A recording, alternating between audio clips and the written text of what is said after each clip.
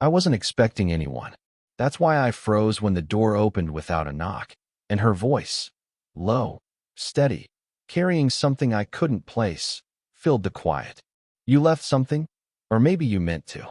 Her silhouette leaned against the doorframe, the afternoon light from the hallway framing her in a way that made it hard to look away. She wasn't just older. She carried years in her eyes, in the way she didn't rush her words. She had that kind of presence that made everything else in the room feel temporary. I should have answered right away. Instead, I stared at the book in her hand, my book. A novel I'd slipped onto her table weeks ago, after a clumsy excuse to visit her place. I told myself it didn't matter if she noticed. But now, seeing it in her fingers, I felt like she was holding something more than paper. You found it, I said, my voice uneven. Her mouth curved, not quite a smile. You wanted me to. That wasn't a question. I tried to laugh, but it caught halfway. Maybe. Or maybe I just forgot. She stepped inside, slow, careful, like the room itself might betray her. The faint scent of her perfume slipped in with her, something warm, almost citrus, the kind of smell that lingers even after she leaves.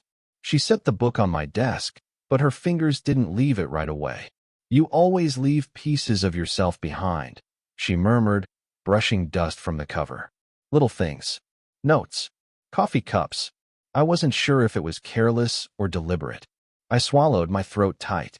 Does it matter? Her eyes flicked up to mine then, sharp but soft at the edges. The kind of look that makes you want to answer honestly, even if you can't. The silence that followed wasn't empty. It pressed in, filled with the sound of the clock ticking on the wall, the faint hum of the city outside the window. I shifted, hands in my pockets, suddenly aware of every small movement. How close she was standing, how still she could stay. You're young, she said finally, almost to herself. Too young to know how messy this could get. The knock faded, followed by footsteps retreating down the hallway. We didn't speak until the silence returned, heavier than before. She let out a slow breath, straightening her posture as though she'd slipped back into armor. You shouldn't make this harder than it already is. I wanted to ask harder for who, but the words caught in my throat. Instead, I leaned back against the wall, watching her trace the rim of the book she'd brought. Her fingers moved like she was touching something fragile, something she wasn't supposed to want but couldn't put down. You act like this is impossible, I said. Like there's some rule carved in stone. There is, she murmured, almost with a laugh, though nothing about her face was light. It's called living long enough to know better. Her tone carried weight, but I couldn't stop myself. Then tell me, what is it I don't know? She looked at me then, really looked, her eyes shadowed, but steady. That you'll want things today that won't make sense tomorrow. That sometimes people like me are a mistake you spend years trying to forget. The words should have cut, but I didn't flinch. Something inside me steadied instead. Is that what you are? A mistake? Her lips parted, as if to answer, but nothing came out. A silence stretched. For the first time, I realized how much she was fighting herself, not me. I knew pieces of her story, enough to fill the blanks with questions.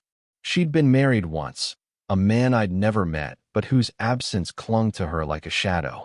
Rumors whispered of arguments, of long nights waiting for someone who never came home. I'd seen her in those quiet mornings when she thought no one was watching. Coffee cooling on the counter, her hands wrapped around the cup like it was the only warmth she trusted. And me? I wasn't supposed to be here, circling her like this. My mother's friend. The woman who'd offered me advice when I first started college, who'd driven me home when I was too tired to make it myself. I was supposed to treat her like family. Respect, distance, boundaries. But somewhere between late-night conversations and her eyes holding mine too long, I'd stopped thinking of her as untouchable. I shouldn't have walked in, she said suddenly, voice unsteady. I told myself not to. I almost turned back. But you didn't, I said quietly. Her gaze softened, tired but searching, like she was asking me to make sense of the things she couldn't. For a moment, neither of us moved. The room held its breath. And then it happened. Barely anything, yet everything. Her hand brushed against mine as she set the book fully down. Not accidental, not clumsy. A touch that lingered, that pressed enough to be felt, not ignored. She didn't pull away right away. Neither did I. The silence between us cracked open, charged, alive. Her hand was still against mine when the sound came. A sharp click of the front door downstairs.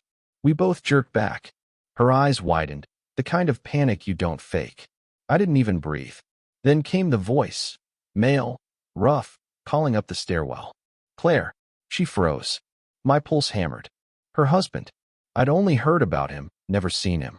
The name came like a weight in the room.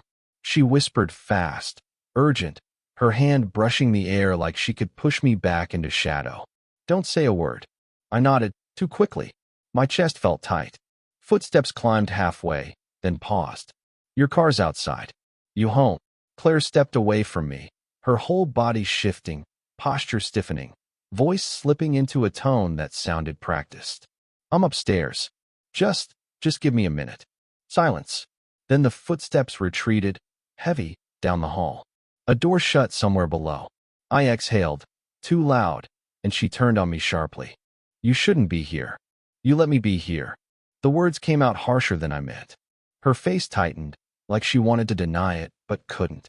She pressed her hand against her temple. This is exactly why. This is what I warned you about.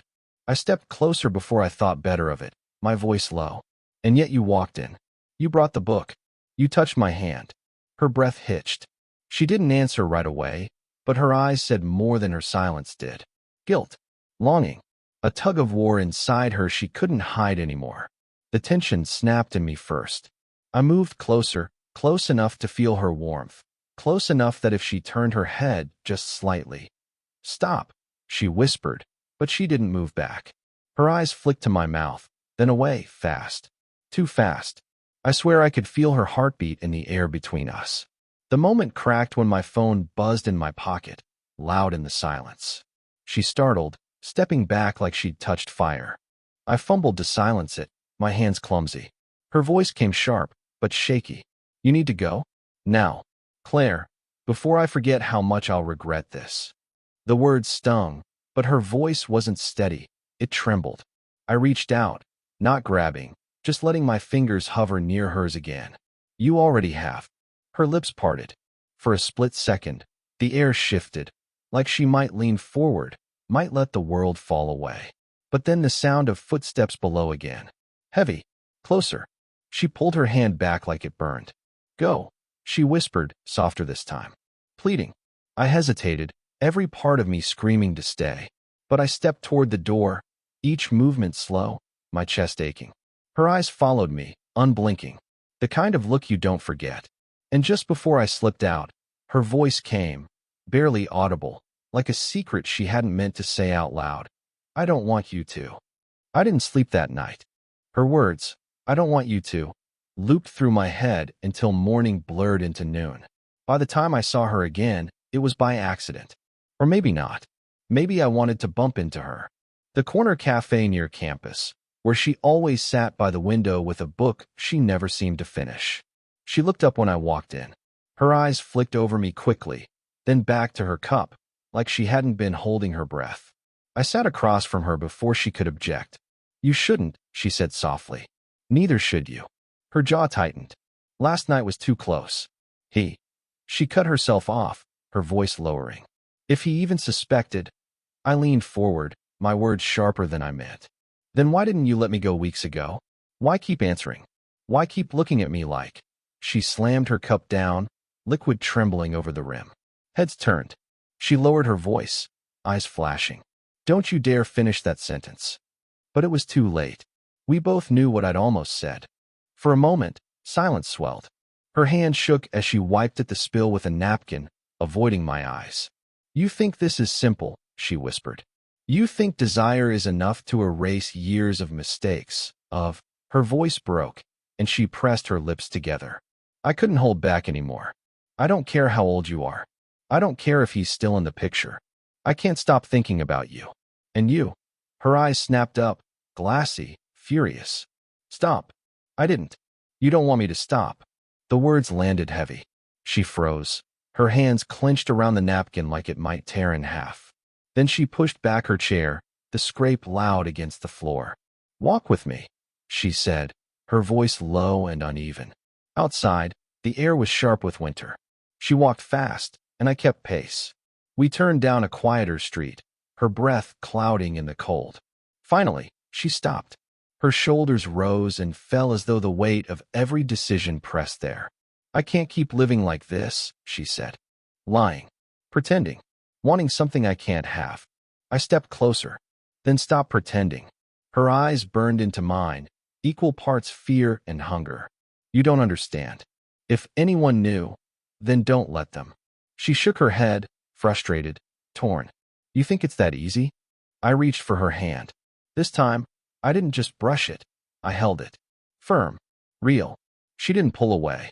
Her lips trembled, and for a second, she leaned just slightly forward, like the gravity between us was too strong. And then, a voice echoed from behind us. Familiar. Male. Claire. Her husband. She froze. My grip tightened. And for a heartbeat, neither of us turned around. "Claire?" The sound of his voice split the air like glass breaking. Her hand ripped out of mine. She turned, too quickly, too practiced, a brittle smile snapping into place. "You startled me." Her husband stood a few feet away, hands shoved into his coat pockets, eyes narrowing at the space between us. I forced myself to breathe evenly, to stand still. "What are you doing out here?" he asked. His tone was casual on the surface, but sharp underneath, like he was testing her answer. "I needed some air," Claire said. She gestured vaguely at me. I ran into him. The words stung more than they should have. I ran into him. Like I was an accident. Her husband studied me, his gaze heavy. "Is that so?" I nodded quickly. "Yeah, just coincidence." A long pause. He looked between us, the silence stretching. Then, without warning, his mouth curved into something like amusement. "Well, you always had a way of collecting strays, Claire." She flinched, barely, but enough for me to notice. He clapped me on the shoulder, harder than necessary. "Good kid. Keep her company. She gets restless." The words twisted in my gut. "Good kid."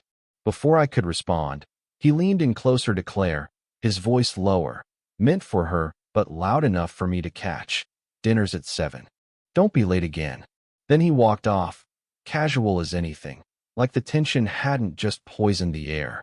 When he was gone, Claire's shoulders sagged, her hand trembling at her side. She didn't look at me right away. "That didn't sound like a man who trusts you," I said quietly. She shot me a look, wounded, sharp. "You don't know him." "Maybe not. But I know how he looked at you." Her lips parted, then closed again. She pressed her fingers to her forehead. This was a mistake. Anger sparked in me before I could stop it. "So what was last night? The touch? The way you looked at me at the cafe? Was that a mistake too?" She turned away, her breath unsteady. "You're too young to understand how complicated people can be." The words hit hard, but not because of my age. Because they weren't true. I understood, more than she wanted to admit. "Then explain it to me." I pressed. She finally faced me, her eyes wet but fierce. "He knows. He doesn't say it, but he knows. That's why he's watching me closer. That's why every word I say feels like a trap." Her confession lodged in my chest. This wasn't just guilt. This was danger. I reached for her hand again, slower this time. "Then leave him." Her lips trembled, her silence longer than I could bear. When she finally spoke, her voice was barely a whisper. "You think I haven't tried?" The words hit me like a blow. A revelation I hadn't expected. This wasn't just forbidden. It was a cage. And for the first time, I realized she wasn't just afraid of being caught. She was afraid of him. Her words, "You think I haven't tried?" kept circling in my head like an echo I couldn't silence. We sat in the small park a few blocks from the cafe, a place half hidden by winter bare trees. Her coat was pulled tight around her, her hands clenched in her lap, like she didn't trust them not to betray her. "You should hate me," she said suddenly, her voice rough. "For what?" I asked. "For pulling you into this. For letting you think." Her words faltered, and she shook her head. "You deserve someone free. Not someone tied up in regrets and chains she can't cut." I leaned forward, elbows on my knees, refusing to look away. "You're not a chain. You're the only thing that feels real." Her eyes snapped to mine, wet, searching. "And if I ruin you? If this becomes another scar I carry?" I let out a breath, sharp in the cold air. Then at least I'll know it mattered. At least I'll know you mattered. She stared at me, silence stretching, broken only by the wind rattling through branches.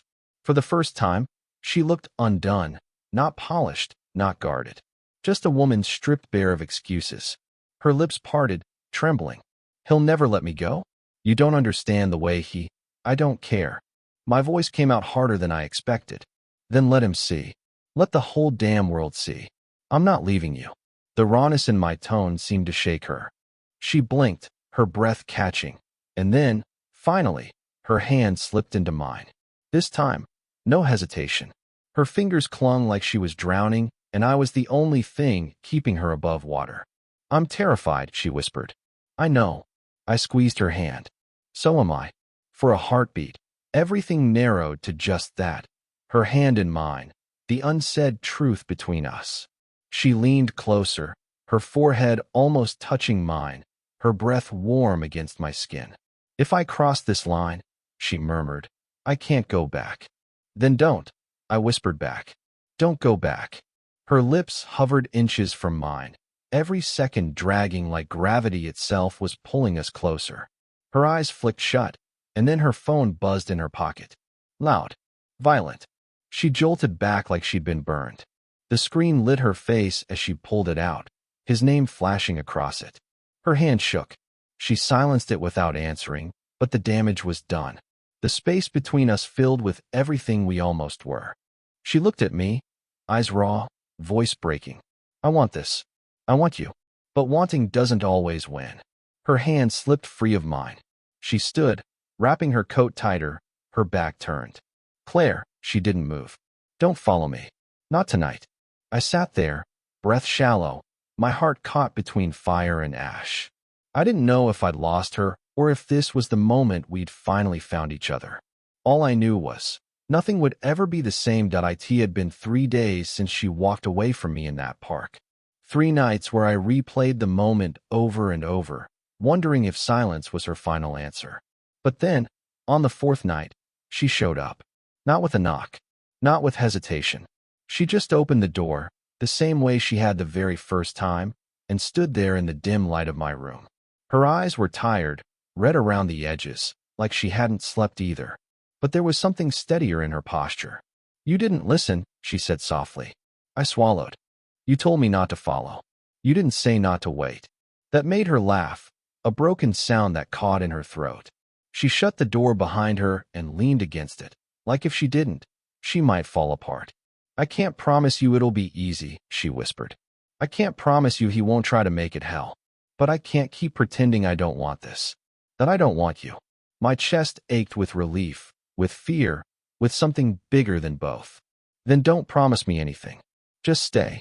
She crossed the room slowly, every step measured, like she was walking into something she'd been denying herself for years.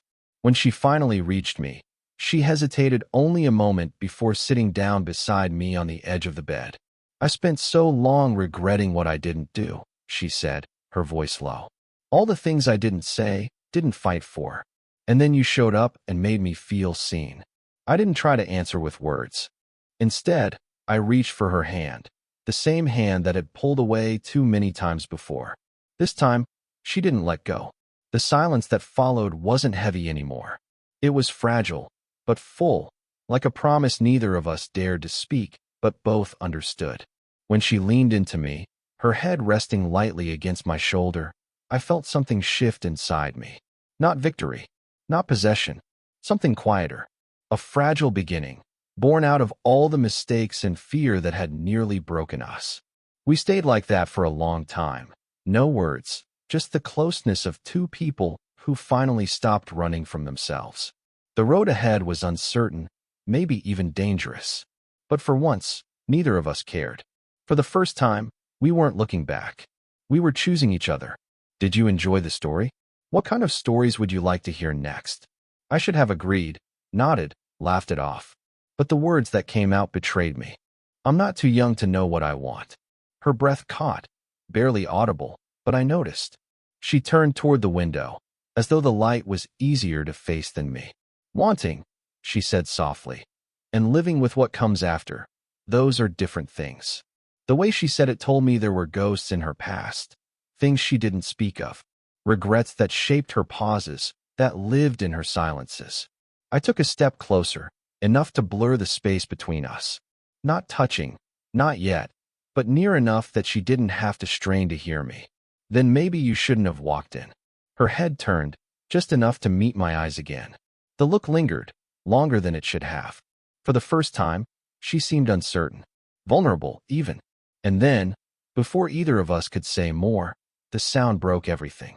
A sharp knock at the door.